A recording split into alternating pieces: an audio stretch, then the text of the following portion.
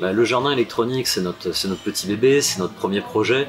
En fait, la structure est née avec la création de ce projet.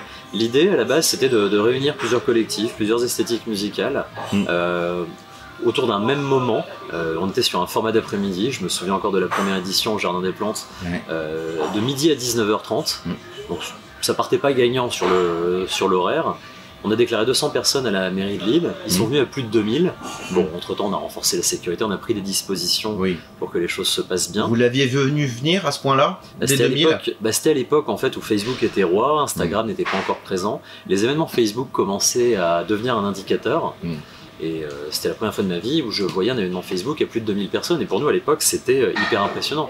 Aujourd'hui, c'est commun. Mais à l'époque, c'était hyper impressionnant. Surtout les premières fois. Donc, le jardin électronique, lui, a grandi en quelques années à Lille. On a commencé, voilà, comme je le disais, à un peu plus de 2000 personnes en 2014 pour, en 2019, juste avant le Covid, on a fait 27 000 entrées entre le Jardin des Plantes et la gare Saint-Sauveur. Donc, ça commençait à parler un petit peu. On était encore sur un format gratuit.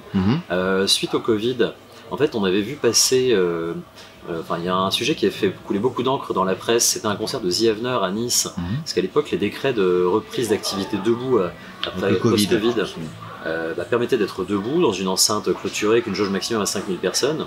Et en fait, ce concert avait été organisé avec une jauge certes limitée à 5000, mais gratuit, sans préinscription. De fait, ils ont eu 5000 personnes effectivement dans leur enceinte, et je ne sais plus combien de milliers à l'extérieur, ce qui pouvait poser des questions sur la sécurité. Donc nous, en fait, ne voulant pas être responsables du Nice Lillois, on a poussé pour avoir cette billetterie qui nous permettait à la fois de gérer la jauge, et aussi c'était une volonté de notre part depuis un certain temps, ça nous permettait d'accueillir des têtes d'affiche de plus grande renommée, d'avoir des installations techniques plus intéressantes, et tout simplement de faire une montée en gamme du projet. Donc, depuis ce festival, on l'a déménagé en partenariat avec la ville de Lille et la ville de l'Homme au parc naturel urbain de l'Homme, près du métro Saint-Philibert.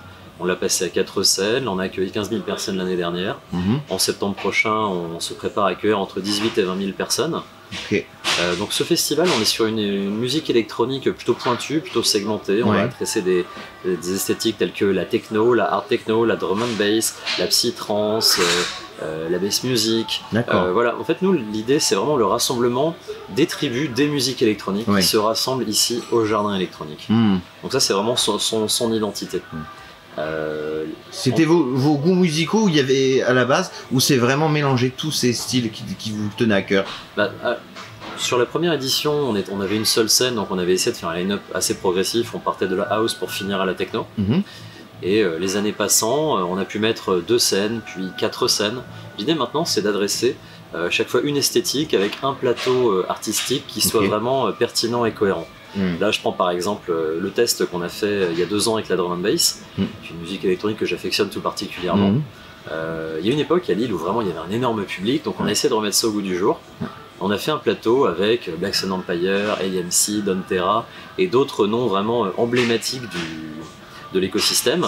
Et en fait, le public a répondu présent. Là, j'ai vu des têtes que j'avais pas vues depuis 20 ans en soirée à Lille. Donc en fait, il y a toujours une envie latente sur cette esthétique. Et nous, le but, c'est au travers du festival aussi de la remettre en avant, de la remettre au goût du jour, et de proposer ces esthétiques qui sont plutôt pointues, plutôt de niche, à un public qui est en demande. On peut parler du plein air aussi. Est-ce que c'est quelque chose qui se complète ou c'est quelque chose de différent? Alors c'est deux festivals de musique électro, mais qui sont complémentaires dans l'écosystème de la région. Autant le jardin électronique, lui, est sur des esthétiques pointues et segmentées, autant le plein air, lui, on lui adresse plutôt des esthétiques un peu plus grand public.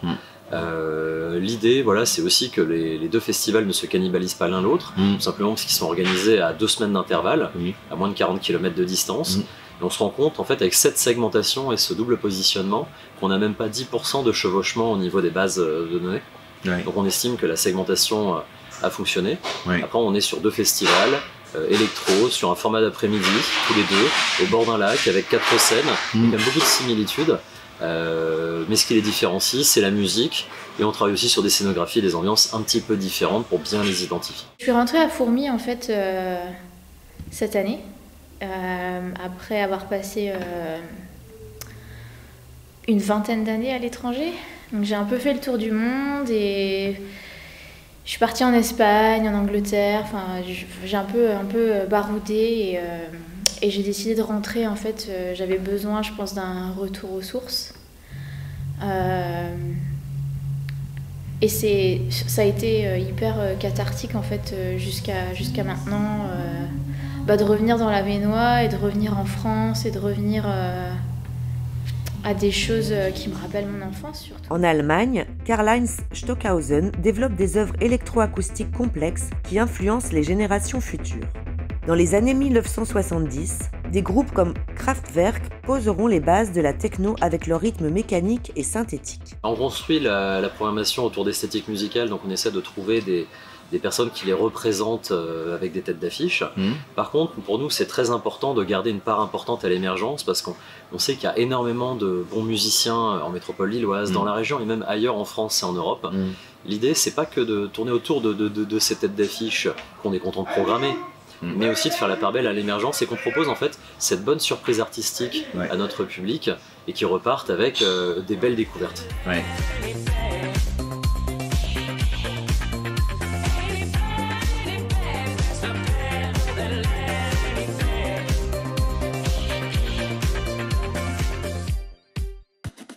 Au-delà de la musique, moi ça fait à peu près une quinzaine d'années que j'observe une festivalisation des usages, une festivalisation du mode de sortie pour aller voir des artistes. Le concert en fait garde une part belle, il y a toujours des beaux concerts dans les salles comme ici au Black Lab, dans des SMAC, dans des salles de plus grande jauge. Ça, le concert c'est quelque chose qui reste, mais on sent qu'il y a une appétence de plus en plus forte depuis plus de 15 ans dans les festivals qui ne fait que monter. Là, l'écosystème commence à être un peu plus dense dans les Hauts-de-France, mais aujourd'hui, moi je pense pas que ce soit vraiment un problème dans le sens où chacun adresse une esthétique, chacun adresse une temporalité, un territoire. Aujourd'hui, en fait, ces différents festivals, pour moi, ils arrivent à cohabiter ensemble. L'apparition du synthétiseur Moog révolutionne la musique. Wendy Carlos popularise l'instrument avec Switched on Back en 1968.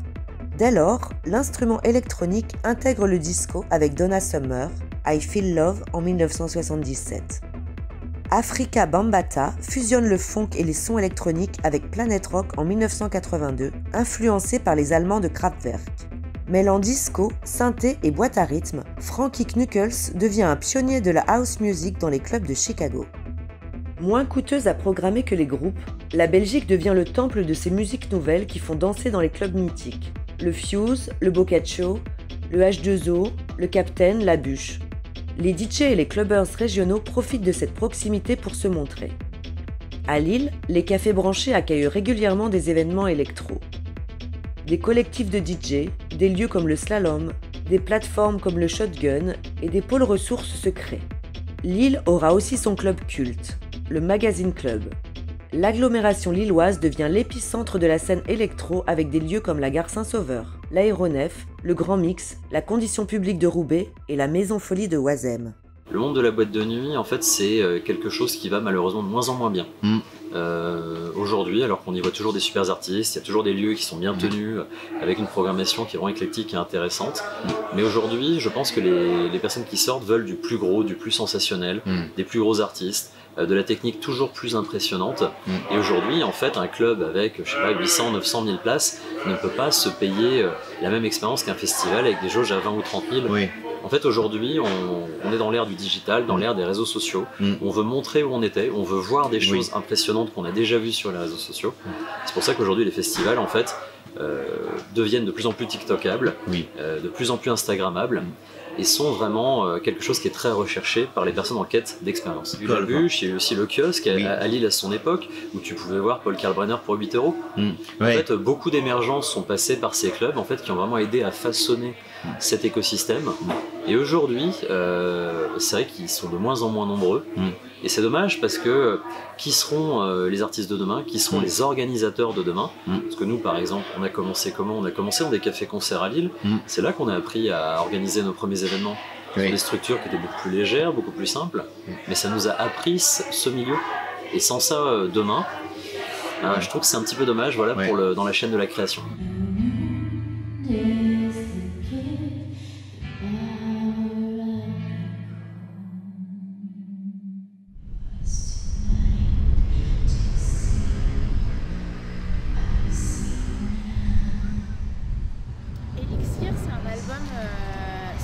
Troisième album studio et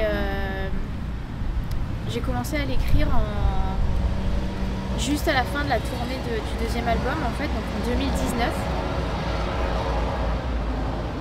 et je voyageais énormément à l'époque et en fait j'ai commencé à l'écrire quand je vivais à Bristol en Angleterre et je me souviens le tout premier morceau je l'ai écrit dans un... Enfin, je recherchais un endroit un peu inspirant et j'étais un peu intriguée par le punk en fait. J'en avais marre d'être comparée à une artiste électronique, vraiment dans le son électro, etc. Et en fait, je voulais vraiment expérimenter avec du roots et revenir un peu au côté analogique de la musique en fait. Et en fait, je me suis retrouvée dans une communauté punk au sud de Bristol qui s'appelle Rockaway Park et c'est les membres fondateurs des groupes punk en fait, des années 70 anglais qui ont fondé ce truc-là en fait. Et c'est une espèce de commune où les gens vivent ensemble, où ils ont une école, ils ont des studios d'artistes, un restaurant commun, etc. Et c'était hyper inspirant en fait. Ils avaient un petit studio de musique aussi que personne n'avait vraiment voulu utiliser.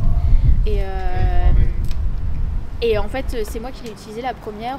Je les ai aidés un peu à le finaliser, à le monter, etc. Et en fait, les premiers morceaux ont été enregistrés, en tout cas maquettés là-bas. Et voilà, c'était une super expérience.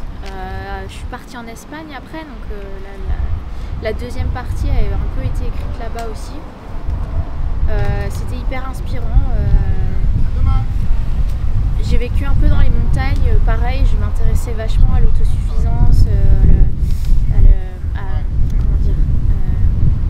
à l'autosuffisance, à la permaculture. Et en fait, je suis partie dans les montagnes en Espagne étudier un peu ça.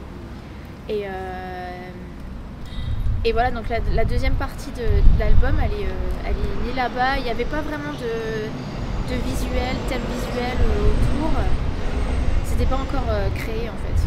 Donc voilà, donc c'est un peu tous ces différents mouvements-là, anti-système et contre une espèce de rébellion contre le système capitaliste à outrance qui m'énervait en fait, que j'avais vraiment ressenti après quelques années en Angleterre. Et voilà, c'était un peu une recherche en fait sur moi-même et une recherche dans le monde en fait, hein, d'une autre façon de vivre. Le segment électro grand public qui fonctionne toujours autant. Néanmoins, ça fait quelques années qu'on voit une percée de la hard techno qui devient absolument, c'est un vrai tsunami ce qui est en train de se passer. Et c'est pas que dans le Nord, c'est pas que en France, c'est aussi en Europe et dans le monde. C'est une musique qui aujourd'hui, suite aux vidéos qu'on a vues sur TikTok pendant le Covid, beaucoup de gens se sont dit tiens, je veux voir ça, je veux vivre ces énormes raves, je veux y aller, je veux découvrir ça. Et c'est vraiment une esthétique en plein essor aujourd'hui. Alors après pour combien de temps, Je ne sais pas, nous on regarde toujours, on essaie toujours aussi de deviner ce qui va se passer demain et après-demain. Parce que nous, notre métier, c'est à la fois de défricher et aussi de proposer des choses dans la tendance. On a vraiment cette dualité dans notre volonté de programmation. Ouais. Donc il faut vraiment rester alerte là-dessus. Moi, quand je vois l'aéronef, il y a quand même quelques concerts électro de temps en temps qui sont plutôt qualitatifs. Quand je vois le 99 Bi, j'ai vu passer aussi des artistes tout à fait intéressants sur des esthétiques de musique électronique. Après, il y a des artistes qui peuvent fonctionner sur du format concert. Pour d'autres, c'est vraiment du format clubbing ou nuit. Donc là, c'est d'autres formats. Alors après, est-ce que ces organisations s'y intéressent ou pas? Ça, je ne sais pas, j'ai pas étudié le sujet, donc j'ai pas envie de dire de bêtises. Mais on voit de plus en plus d'artistes de musique électronique qui font du format concert. Je prends par exemple Sarah Landry, qui est programmée au Jardin électronique. Elle a fait il y a quelques semaines son premier zénith à Paris. Amélie Lance se met aussi à faire des zéniths sur des formats concerts, chose qu'on ne voyait pas il y a 2 ou 3 ans. Aujourd'hui, on voit qu'une nouvelle génération arrive, notamment avec la hard techno. Là, c'est un courant qui est très porteur pour une jeune génération. On voit de moins en moins de personnes assez âgées dans ces publics-là, même s'ils restent présents, mais ils représentent une part assez minoritaire du public aujourd'hui. Sur l'électro au grand public, on est sur des moyennes d'âge un peu plus élevées, c'est un peu plus intergénérationnel. Après, c'est comme tout, en fait. Moi, je pense que la hard techno, ça commence comme ça. Ces plus jeunes publics vont vieillir, vont prendre de l'âge. Certains vont se détourner de ce style, d'autres vont continuer. Et je pense que d'ici 5 ou 10 ans, on aura un public beaucoup plus mixé dans ces esthétiques. Donc, on voit une espèce de fusée à étage. On voit une évolution. Mais là, par exemple, nous, sur le festival plein air de Jardin électronique, on est sur des moyennes d'âge à 27 et 29 ans respectivement. Ce qu'on n'aurait pas pensé à la base. Donc on garde quand même quelque chose d'assez mixé. En fait, le plein air, autant on va avoir des personnes très jeunes, aux alentours de 18-20 ans, qui vont venir pour une certaine typologie d'artistes. Autant on a un plateau rétro, voilà, tu en parlais tout à l'heure, avec des DJ de justement toutes ces boîtes de nuit à l'époque, DJ Vince, DJ HS et bien d'autres. Là, le dance floor a en moyenne plus de 50 ans. Donc, en fait, on se rend compte que aussi le style de musique est quelque part générationnel. Dérivé de la house, la techno arrive dans les années 1980 avec des sons plus mécaniques et futuristes. Bien que ces styles soient nés au sein des communautés noires et queer aux États-Unis, elles se sont aujourd'hui forgées une image bien européenne. En Angleterre, le son acide lance la rave culture. Liberté, danse, drogue et son répétitif. Un premier technival est lancé à Beauvais en 1993, puis à Laon en 2012, à Cambrai en 2013 et 2015. Trance, drum and bass, jungle, gabber, hardcore, les styles se multiplient et avec leur scène et leur public.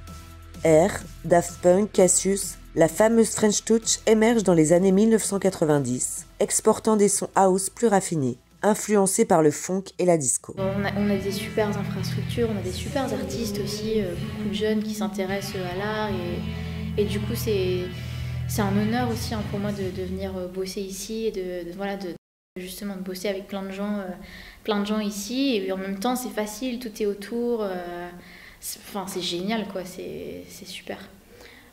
Et on a des super lieux aussi, que ce soit en termes de studio ou en termes d'endroits naturels, il y a tellement de ressources à exploiter. Et donc je pense que c'est juste, pour moi, c'est hyper apaisant en fait de bosser sur un projet comme ça. Et voilà. Les raisons de venir à un festival sont multiples. C'est-à-dire que certains, comme tu l'indiques, vont venir pour faire la fête, pour vivre une expérience, parce qu'ils vont voir des belles scènes dans un beau lieu. Ils savent qu'ils vont se créer des souvenirs ensemble avec leurs potes. Autant d'autres viennent vraiment pour 1 ou 2 artistes ou un plateau artiste vraiment donné. Les valeurs, c'est pas ça qui va vraiment attirer les personnes pour moi, c'est pas ça qui va faire vendre des tickets. Par contre, moi je pense que c'est important d'affirmer ces valeurs. Nous, depuis la création de Production du Jardin, on a un engagement qui est très fort dans la RSE, notamment sur les enjeux de développement soutenable et de transition écologique. C'est quelque chose qui a vraiment fait partie intégrante de nos projets depuis le début. À l'époque, on en parlait même beaucoup moins. Nous, il y avait déjà un engagement de l'ensemble de l'équipe sur ces sujets. Et pour moi, c'est important de continuer à porter haut et fort ces valeurs, même si ça ne fait pas forcément vendre de tickets. Nous, l'enjeu, c'est de proposer un projet qui soit un projet engagé et qui fasse évoluer les consciences. Aujourd'hui, on ne va pas se mentir, l'urgence climatique est là.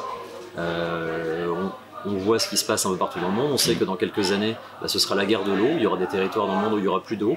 avec des phénomènes migratoires qui vont être très importants. Du coup, c'est comment est-ce qu'on... je vais un peu loin là. Ouais, non, mais c'est vrai. Après, on peut aussi dire que c'est très demandé par la jeunesse. En fait, la jeunesse, elle est... C'est pas forcément que c'est hyper demandé, mais certains s'identifient avec ça. Nous, à la base, c'est pas du tout un argument marketing. C'est pas, comme je le disais, c'est pas avec ça qu'on vend des tickets. Nous, c'est plutôt un engagement qui est profond au sein des personnes de la structure. Nous, l'idée, c'est de se servir du festif pour faire passer des messages et des messages utiles pour l'avenir. Aujourd'hui, la technologie, je vais parler déjà sur la technique de scène. C'est vrai qu'il y a une vingtaine d'années, une scène, c'était une grande scène carrée sur remorque. On mettait quelques lumières et quelques automatiques. Et en fait, tout le monde s'y retrouvait. Aujourd'hui, c'est devenu un petit peu la course à l'échalote, à qui mettra le plus d'écran, qui mettra le plus de machines, qui mettra la plus grosse puissance de son. Moi, je trouve que c'est bien aussi en fait, d'avoir ce genre d'émulation avec des confrères, avec des concurrents, parce que ça va tous nous pousser vers le haut. On a tous envie de faire mieux. Et en fait, donc on le voit, voilà, par exemple, il y a des nouvelles technologies qui sont sorties il y a quelques années avec des écrans à LED transparents, des nouveaux types de projecteurs. Moi, je trouve que c'est toujours intéressant en fait, de suivre de près ces évolutions technologiques pour proposer des shows qui soient de plus en plus immersifs, de plus en plus impressionnants et de plus en plus en lien avec les attentes de nos festivals. Le monde de la free party et le monde de la rave party, c'est quelque chose qui existe depuis l'existence même de la musique électronique. C'est un mouvement qui a été et qui reste structurant pour cet écosystème. En fait, les attentes ne sont pas les mêmes, c'est-à-dire que là on est sur un public qui souhaite vivre des expériences peut-être plus intimistes, plus immersives, très libertaires. Voilà, en fait, ça répond vraiment à un besoin d'aller chercher vraiment un espace de liberté totale. Et je le mettrai pas en contradiction avec les festivals un petit peu plus institutionnels d'aujourd'hui. En fait, c'est quelque chose qui est complètement complémentaire. Et sans la free party, aujourd'hui, je pense pas que la musique électronique aurait connu un tel engouement et une telle croissance en France. Après, là, on est juste sur une évolution des usages, avec aussi un pouvoir politique, un pouvoir décideur qui depuis quelques années prend conscience de l'intérêt de ces musiques. Au final, ce qu'on vit aujourd'hui avec les musiques électroniques, est-ce que c'est pas ce qu'a vécu le jazz quand il est sorti de la cave et le rock? Parce qu'à l'époque, le rock, quand c'est arrivé, c'était de la musique de cave, c'était de la musique de voyous. Là, en fait, ça s'est institutionnalisé depuis bien longtemps. La musique électronique, en fait, est juste en train de gagner ses lettres de noblesse. Et comment tu vois l'impact un peu des réglementations Parce que c'est de plus en plus strict. Parce que c'est vrai que ça faisait peur avant tout ce qui était free party, tout ça. Peut-être qu'aussi beaucoup d'élus qui connaissent pas ces musiques au départ ont un peu cette représentation musique électronique égale teuf, techno, parce que c'est mal identifié, tu vois, au départ. Alors au départ, en fait, c'est parti de quelque chose qui était très spontané, et le spontané qui bouge des foules, comme le punk, quoi. Ça peut faire un petit peu peur, tu parles du punk, exactement. Alors que maintenant, les groupes de hard rock et de rock remplissent des stades pendant plusieurs jours d'affilée. Exactement, après on assiste aussi à un rajeunissement de la classe politique, qui fait que ce sont des personnes, pour beaucoup, qui ont grandi aussi avec dans leur entourage ou même eux-mêmes des personnes qui allaient dans ce genre d'événements. Et donc au final, quand on ne sait pas ce que c'est ce mouvement, c'est un mouvement de jeunes, très libertaire, avec énormément d'énergie et beaucoup de monde, oui ça peut faire peur, mais quand on a grandi en même temps que ce mouvement, on le connaît, on a moins peur et on se rend compte qu'en fait c'est juste une culture qui mérite de vivre et qui doit être mise en avant. Hors des lieux s'organisent les premières free parties. D'abord sauvages, elles cherchent les campagnes isolées et les lieux insolites. Contraintes à se légaliser, se professionnaliser pour mieux accueillir les publics toujours plus nombreux, elles s'organisent en festivals. Le NEM Festival, le New Rave, le Touquet Music Beach Festival, le Greenway Festival de Mont-Saint-Éloi, le Festival Nexum, le Festival de plein air de Douai.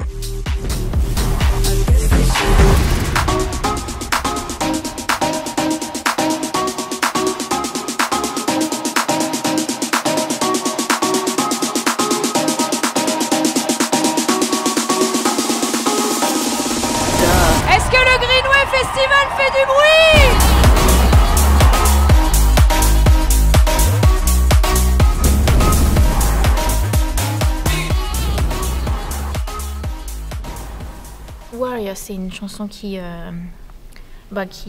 parle en fait de mon retour ici aussi. En fait, moi, je suis née ici et ma famille, en fait, elle vient d'ici. Et bon, malheureusement, ils sont tous partis aujourd'hui,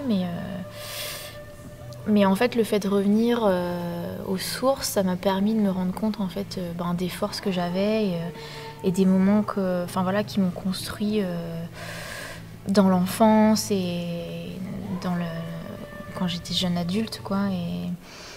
Et voilà, ça parle de ces gens-là, en fait, de mes ancêtres et de ma grand-mère notamment, de ma mère. Et je pense très fort à elle, en fait, quand je me dis aujourd'hui tout ce que j'ai pu accomplir et toute la force le chemin a été chaotique et dur. Et c'est pas un mystère que l'industrie de la musique c'est pas un chemin hyper facile, et du coup ça prend beaucoup de force et je pense qu'en fait la créativité, le fait de construire un projet comme ce que j'ai réussi à faire jusqu'à aujourd'hui, ça me vient de quelque part, et je me souviens de ces deux femmes en particulier qui ont été importantes dans ma vie, et même si elles n'ont pas été là hyper longtemps, ça a été des moments formateurs et une énergie que je porte en moi, en fait. Et cette chanson-là, c'est un peu un hommage que je leur rends, et en même temps c'est une façon pour moi de me souvenir d'où ça vient, en fait, et je trouve ça beau aussi aujourd'hui de le mettre en chanson et de me dire ça vient de ça, et c'est un truc qui est éternel, en fait. C'est un truc qui dépasse le corps physique, c'est un truc qui est en moi et que je transmettrai aussi par la suite, et voilà, donc c'est un peu sur cette force, cette énergie-là du warrior, quoi, qui dépasse les âges et le domaine du physique, en fait. C'est une énergie qui est plus forte que ça, qui est plus grande que nous, qu'on ne peut pas forcément comprendre, et qu'on porte en nous, le karma ancestral, en fait. C'est un peu ça. La région a ses artistes, DJ emblématiques des plus prestigieux clubs de Belgique dès 1985, puis des festivals internationaux. Les productions du nordiste DJ Fifi font évoluer le son trance des années 1990. Dans les mêmes années, Deep Forest invente un style unique, le World Beat, qui les nommera aux Grammy Awards et leur fera remporter un World Music Award. En 1992, le Tourquenois Emmanuel Top crée son label. On l'écoute dans les clubs et il deviendra un des premiers artistes, avec Daft Punk et R, à signer sur un label anglais. En 1996, BBE compose dans leur studio lillois 7 Days and 1 Week, qui connaîtra un succès européen. Les années 2000 marquent un retour à des sons bruts et synthétiques qui rendent l'électro ultra populaire. Souvent mélangé à la pop et au rap avec Vitalik, Miss Kittin, The Hacker, Skrillex et bien sûr David Guetta. Ce dernier coproduit et coécrit de nombreux titres à succès avec le nordiste Fred Rister.